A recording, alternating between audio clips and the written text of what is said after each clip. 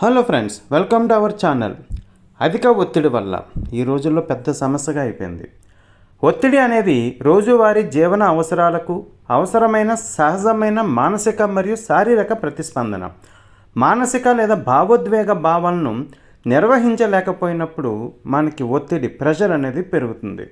ఒక నిర్దిష్ట స్థాయి ఒత్తిడి ఒక వ్యక్తిని ప్రేరేపిస్తుంది. అదే స్థాయి ఒత్తిడి మరొకరికి చిరాకు కలిగిస్తుంది. అధిక ఒత్తిడి అనేది గుండె వేగంగా కొట్టుకోవడానికి, రక్తపోటు పెరగడానికి, కండరాలు కుచించిపోయేలాగా మరి శ్వాసకోశ ప్రాబ్లమ్స్ వచ్చేలాగా దారితీస్తుంది. తరచుగా వచ్చే ఒత్తిడి శరీరాన్ని అధిక ఒత్తిడి స్థితిలో ఉంచుతుంది.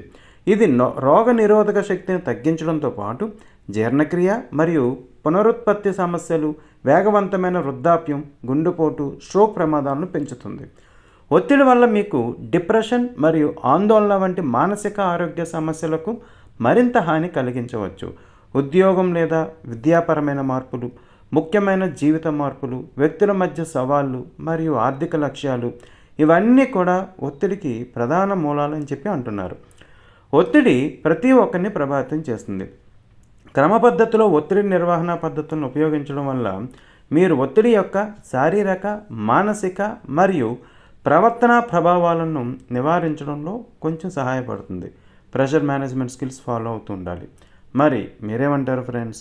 మా వీడియోస్ అన్నీ నచ్చితే వీడియోస్ని లైక్ చేయండి, షేర్ చేయండి, కామెంట్ చేయండి, ఛానల్ని సబ్స్క్రైబ్ చేసుకోండి. Thank you.